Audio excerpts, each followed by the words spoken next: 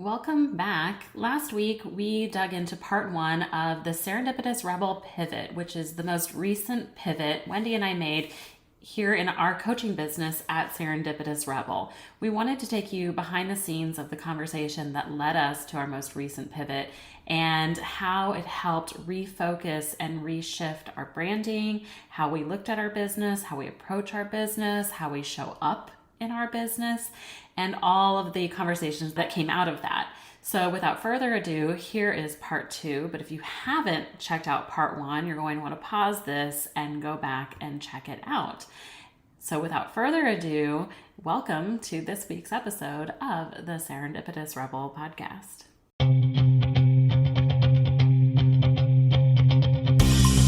Welcome to the Serendipitous Rebel podcast. I'm Wendy. And I'm Krystal. This podcast is for the adventure-loving, purpose-driven, action-minded, authentic, and rebellious entrepreneurs. Just like us. And just like you, we are trying to figure shit out. So join us as we talk about business and life and everything in between.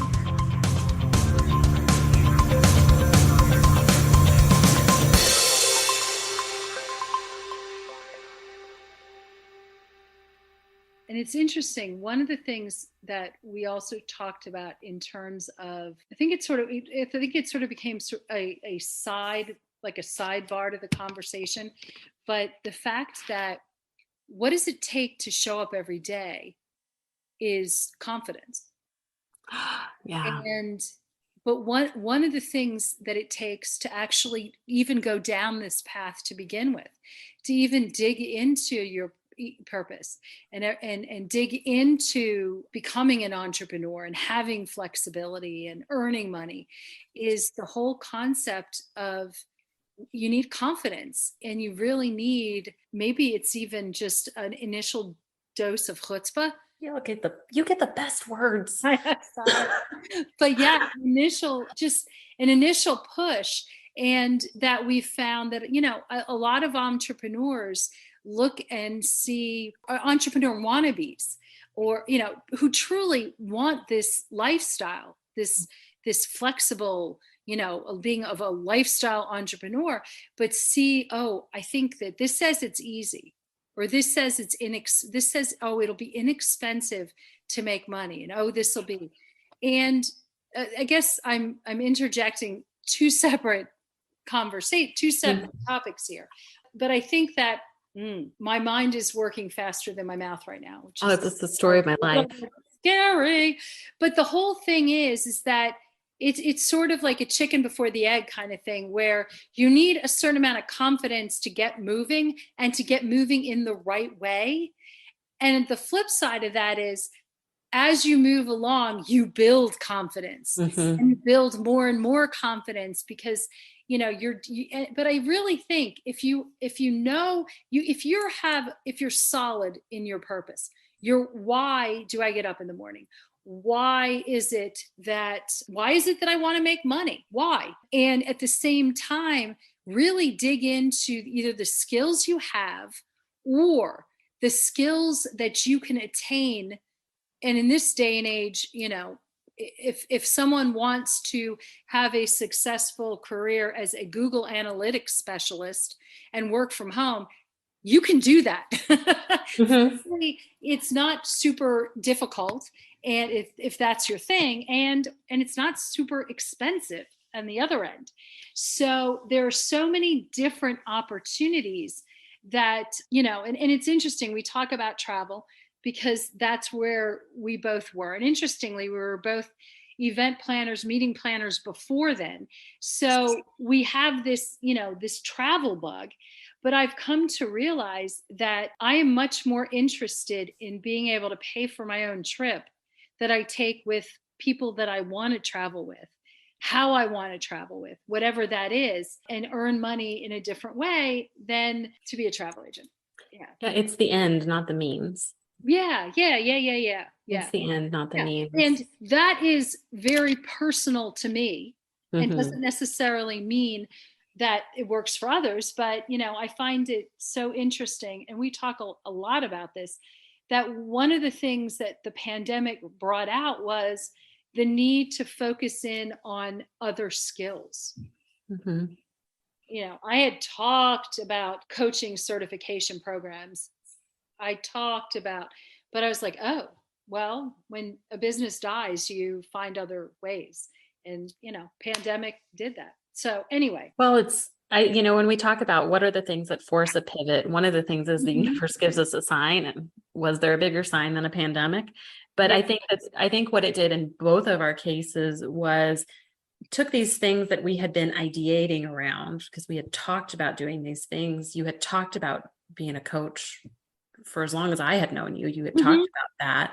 And I had talked about marketing and had geeked out on marketing and had really leaned into that for a long time.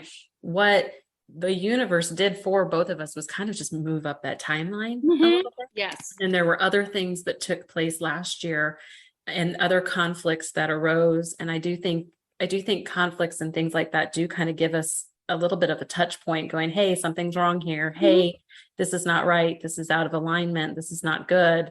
It was incumbent upon ourselves to listen to those things and be very introspective and very self-reflective and say, what does this mean? And what does this mean for me?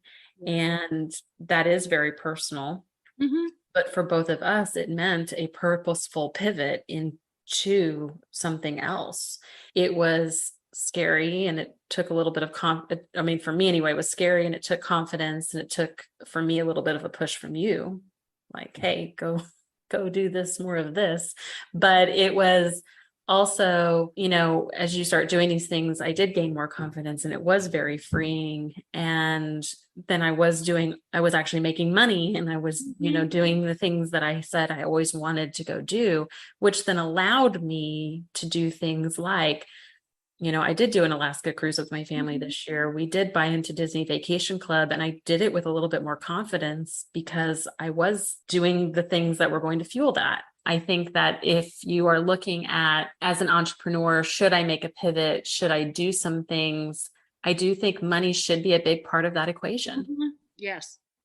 I completely agree. It's so important to know your why. Why do you want to do this? What is important? Yes, it's looking at your skill set and saying, what can I do? But really, ultimately, why? And there's a million different scenarios, and it's very personal and very individual. But I think it's so important. And then ultimately, what is the best way to achieve your goal? It's the reverse engineering. What is the best way to achieve your goals? How do you do that? And I think that it leads to a greater chance of success. I agree, because we define purposeful pivoting as taking committed action. What was it? Connecting with what matters and taking committed action to make a bigger impact in your world. How do you make an impact in your world?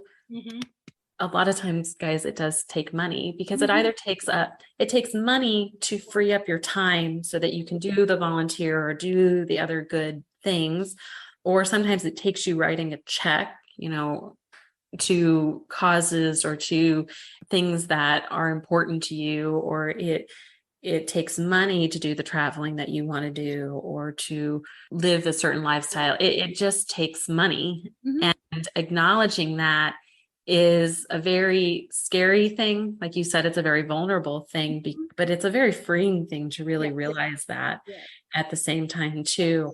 And if you can bring into alignment, and I think we're so fortunate to bring into alignment our goals and our strengths into a job that allow us to do the things we want to do in the world and leverage our gifts and our strengths and make that impact. Because at the end of the day, when we coach clients, we're not coaching them. I mean, we would like them to be better versions of themselves and we'd like them to feel good about themselves, but we also want our clients to make money too. Yeah, exactly. And, the whole thing about money is, and I think we talked about this as well, is that while money matters, it's really profit. Yes. Oh, And yeah. Let's clarify. yeah, Yeah. so one of the things that we find, and unfortunately, I would say frequently, is that you spin your wheel, you spin your wheel, you spin your wheel, and you're barely breaking even. And when it comes down to when you look at it, you crunch the numbers, you realize working 40, 50 hours a week for really a limited amount of money. And when you're looking at it, like, how is it that I make $2.50 an hour? Mhm. You know, honestly, you could work at, if that were me, I'd probably be working at Target and earning the employee discount and being quite quite happy. Quite happy. Oh, the Athleta discount. The Athleta discount. Yeah, exactly. And the thing is that, so it really is also, a lifestyle entrepreneur is earning the amount of money that she wants to earn, and that could be 20,000 a year, that could be $100,000, 200,000, whatever fits into, well, her lifestyle. And at the same time, it's also taking into consideration, how many hours do you want to work? Mhm. Can you from the get-go put the systems in place without necessarily having the money right away? If you can put out what it costs to say, have, I don't know, let's just say Funnel Gorgeous for a year. Wow, Mhm. that buys you a lot of A lot of runway. time. A Yeah. lot of A lot runway. of runway. Yeah. And yeah, it's just, and it's so I think that all of this is adding also a bit of a realistic touch to this that I really Huh. needed. I really needed 2 weeks ago, and it's carried me through to today. Well, because it tells you, like you said, what's the runway? How much money do we want to make? Can Mm-hmm. we realistically do that only working 5 hours a week? Mm-hmm. Yep. Okay. And so really, if we can't do that working, the 20 hours that we would like to work, Yeah. okay, then realistically, we need to pay somebody to fill in the gaps here, Right. Right. which is going to take away from our runway a little bit. And okay, so we have to budget in for those things. Let's put in the number into the fancy spreadsheet and say, okay, if we can at most pay somebody X number of dollars to do our social media, to write our newsletters, or to help edit these podcasts, shout out to Suzette, we love you. And and shout out to Mallory, we love you too. But if we're going to bring in those people of the world to give us the Yes. freedom to do things because we are prioritizing things in our personal lives, how do we do that? And it does take some very real conversations about, Mm-hmm. I have some things going on in my personal life at home that's meaning that Wendy's got to take a little bit more of the load of looking at different things or doing interviews and things like that. We had to have those conversations. It's a matter of really asking yourself, how much time are you going to commit? How much can you realistically bring in? Does your business model serve that? We find so many times that people start with a business model that does not serve those things. Yes. And Yes. one of the exercises we did with our clients was the container exercise. And a container is defined as what's your business model? So is it a membership? Is it one-on-one coaching? Is it group coaching? Is it a digital product? Is it whatever? And we do this exercise with our clients that kind of ask them, how much time do you want to spend in your business? How much content do you like to create? How much support do you have? How much startup money do you have? And it gives you a visual very quickly of, does this container, do the realistic expectation, does the reality match the expectations? And sometimes, and I know in the case of one set of our clients who thought they wanted to do one-on-one coaching, the reality is when we really started asking them the questions, they didn't want to do that at all. Well, and that's because there's an expectation that there's specific path that we're expected to take as entrepreneurs. And the more I dig in and the more I learn, the more I realized that, for many people, less is more. that really focusing in on even one, it doesn't have to be the complete diversity of the plate. Mm-hmm. It doesn't have to be everything. You don't have to have a little bit of this and a little bit of that, because sometimes when your focus is spread out so much, you really aren't focusing on what you need to focus on. It's Wow. true. Yeah. Yeah. It's true. And so, having a brilliant idea and really drilling in. So maybe it's not coaching, maybe it is a podcast, maybe it is whatever it is, it could be a retreat, whatever the focus is, really nail into that. It's not to say that you don't need a few things that tie to it for marketing purposes and such, and to build know, like, and trust. But really, it doesn't have to be like that smorgasbord. Mm-hmm. And you need to, it's like, how much spaghetti can you throw at the wall? Well, eventually something's going to stick. That would have been a great topic for a different podcast. That's true. So I digress as usual. Well, and so I will kind of circle back to this idea too, that you had said, it's, as a lifestyle entrepreneur, what is it that you need to fulfill? And I think you brought up Maslow's hierarchy of needs in our conversation a couple weeks. And so when you think about it, when you are wanting to be a lifestyle entrepreneur, it's recognizing that your basic physiological needs are probably met, and your safety needs might in some cases be met because you have other revenue streams in your life. But what we're looking at is the love and belonging. We're looking at the esteem, and we're looking at the self-actualization. Very much so. Very, very much so. It was so interesting to see how, and really to some extent, to see how it all ties together, and how it is such an integral part of the entrepreneurial mindset. It's, yeah. And also, when you think about it, also going back sometimes, and the more I think about it, the more I realize that sometimes your safety, your basic rungs, being an entrepreneur offers freedom to jump ahead.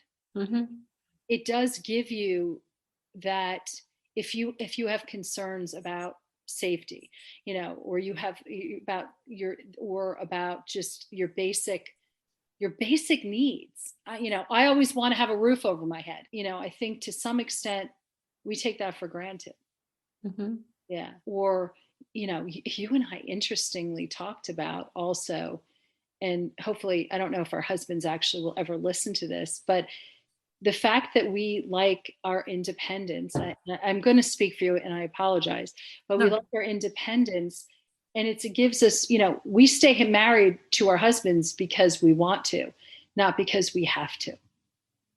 Yeah, it was a big driver for me in wanting to work while also wanting to balance my priorities, which is my family, and knowing and recognizing that I have situations in my life that make me say, oh, I don't want to go back and work full time for somebody else. But I stay married because I want to be, not because I have to be.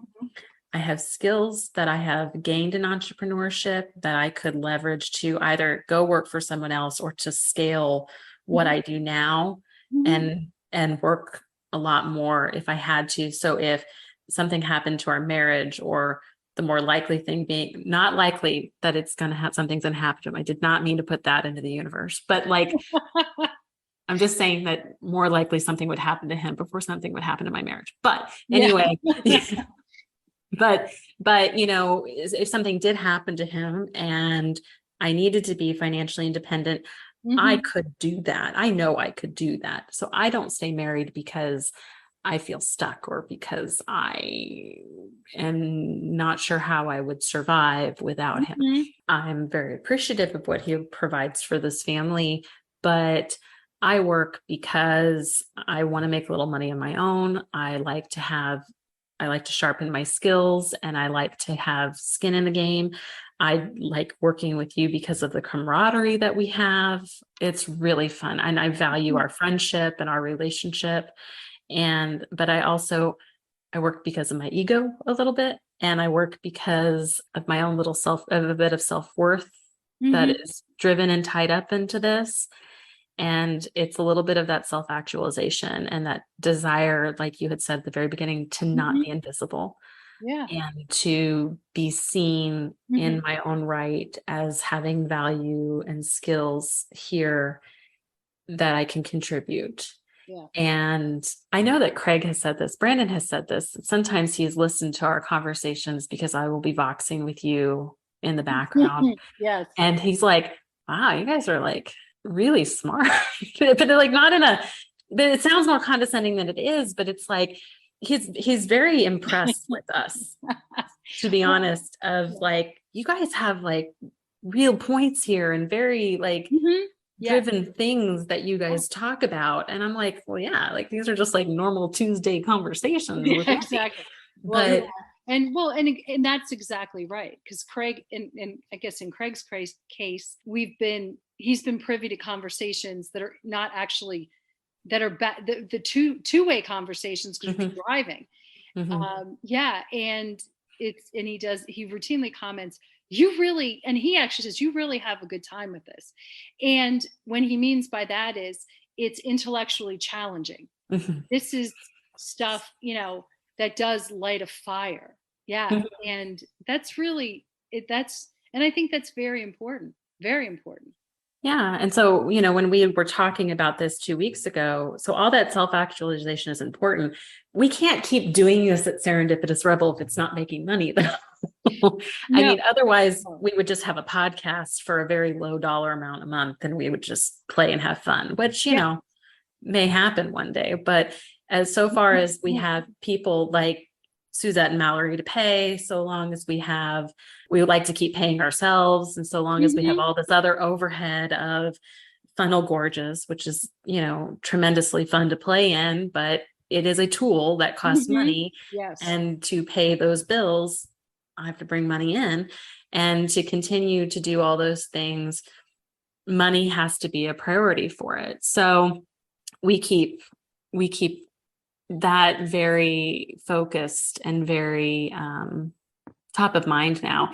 And I think that we danced around that topic for a very long time and never really said it out loud that money was the priority. Yeah. And I think it was a little bit to our detriment. Yeah. And I found it particularly interesting because if we look at the way we work with our clients, it's again, do as I say, not as I do. We always talk about that. And what we say by the runway is how much generally time it's really money and or time do you have where you either need to pull the plug or take off. You've hit the end of the runway and it's like I either have to fly or I just have to say this isn't going to work. And for a lot of people, they have no idea what their runway is. And it doesn't have to be, and a runway could be 5 years from now. A runway Mhm. doesn't mean, oh, I only have a week left, because if you're at that point, there's a lot of other things. You've hit the end of your runway. Fit It's time in, to yeah, be done. exactly. And we are very, I entered the entrepreneurial world. No one ever mentioned the word about a business plan, and I have a business degree, and I had to do a lot of business plans in college, and it just is like, wait a second. But we work with our clients. We have now it's a one-page business plan. It's not Yeah. that you're going to submit to a bank for massive financing, but at the same token, it's a clear picture of this is what I want to do. This is how much it's going to cost to get going. This is how much I want to make. It just sort of condenses and puts things into a clearer focus. And we also talk about the fact that we do meet monthly with our accounting person who doesn't just show us numbers, but helps to say, well, let's do some reverse engineering. Mhm. If you want to bring in X amount and you haven't, if you've hit your goal, yay. If you haven't, you might want to consider X, Y, Z. And Mhm. having those open conversations about and clear conversations. And it's not contorting numbers and doing all sorts of crazy frou-frou stuff. It's really just very simple cash flow that, Yeah. yeah, that has, so, I mean, we did some of that and we have been doing some of that, but I think that really taking a good look, and it started with, you know what, I'm not sure a purpose, I'm not sure my purpose is aligned right now. And why Mm-hmm. don't I feel like I should, be more enamored, or, and not enamored is the wrong word. Why should I not feel more like my every breath has to during the workday has to do with this? Why do I feel that it's okay to work out? Or, yeah, I don't, Well, it's interesting. and it is okay to work out, but I think it is like, okay, what gets us excited to show up for work? And for us, Yeah. co-working is like a really big thing for us, and we like to co-work to each other. But okay, why are we co-working? What is it that we're trying to accomplish here? Mhm. What it is that we're putting out there? What is it that we want to do? And because there are days in entrepreneurship, guys, you don't want to show up. Like, Yeah. it was a Monday today. I was tired and I didn't really want to do this, but it was the camaraderie. It was the, hey, we have this scheduled. We need to get this podcast Mhm. recorded. We need to get this done. Why are we recording this podcast? So that we can keep growing our audience. And, it's a marketing strategy for Mhm. us. And can we keep putting our information out there and Yeah. creating our content out there? It gives Mallory content to repurpose later. And then why do we do that? Because we want to bring more clients into our world Yeah. so that we continue to do the things that we want to do. And if you don't have all of those dots connected, it's really easy to slough off and just keep Mhm. watching season 4 of Virgin River. Oh, I'm behind on my Chesapeake Shores episodes at this point. See, Yeah. see. But I think when it comes to being an entrepreneur, you can probably pick you could pick anything that you can, that your skills work for. So did we have to decide we wanted to work with female entrepreneurs who want to create the life that she wants by making money? Well, no, we could have picked something else. We did pick this because it does light a fire. Mm-hmm, Because it really is not only a reflection of ourselves, but mm-hmm. also this is really what we are passionate about. But the beauty of being an entrepreneur is you have the ability to pick and choose. And, we might decide somewhere down the road, oh, this is blasphemy, that maybe there's a different audience for us. Mm-hmm. And, well, you know what? That's okay. That's okay. It would just mean another pivot. Exactly. Exactly. Yeah. And I'm still remembering on occasion where others in the entrepreneurial world would laugh at the word pivot. Mock. They mocked Yeah, the word pivot when they we mock said the word pivot. pivot. I saw one person wrote an article about why I hate the word pivot. And I'm Yeah. like, it's the nature of the beast, but it is recognizing I want a certain lifestyle. I want to be able to do these things. So I need to Yeah. make And it's also, shifts. well, and it's realizing that it's okay to be vulnerable, and Mm-hmm, it's okay to realize that this is not exactly what I want. mm-hmm, So, and I think I can achieve what I want in a different sort of way. It could be a slight difference. It could be a mammoth difference. mm-hmm. That is not necessarily the issue. It's just a matter of realizing that you can make changes to what you're doing, whatever it ultimately makes you happiest. Oh And God, what it a novel concept. and it doesn't mean failure. No. Oh my gosh, And it never. doesn't mean Never. failure. No. And I think what's interesting about this last pivot we did was it was not a major, No. we didn't change our business model. We didn't come out of it going, we need to You burn the changed whole one thing to the thing. ground. We changed one One thing. thing. That's And that one thing led to this massive creative explosion of Mhm. like, these are our solid content pillars, and this is exactly who we're talking to. And this is exactly what it is that we're trying to achieve. And it just led to this, like you said, it opened up this huge creative flow that allowed us to focus.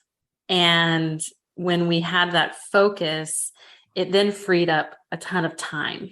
So I think that's a really great place to leave it. I really look forward to digging into all of the other purposeful pivots and all of the other conversations we have with entrepreneurs coming up, and to see what kind of motivation their pivots have given them in their own businesses and the tweaks that helps open up and create. And I know that we're going to keep having these conversations on the side in between and really digging into purposeful pivoting, into all of our other content pillars, why making money is important, why all of the personal and professional development is important, why, and all of the drum beats that you are going to keep going along as an entrepreneur to build that consistency, to build that progress, to be more successful. And I think that was the most exciting thing to come out of our last pivot. I could not agree more or have said it any better. Probably not true, but we'll live with it.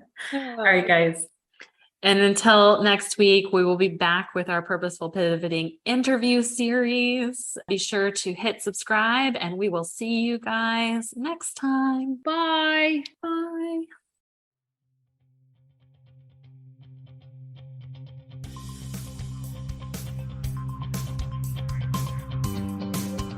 Thanks for listening. Be sure to subscribe and leave us a rating. But only if you liked it. Otherwise, just keep it to yourself. You can learn more about our upcoming masterminding opportunities on our website at serendipitousrebel.com. And if you have topics you'd like to hear about, be sure to submit them on our website or DM us on social media. Hey, see you next week. Bye. Bye.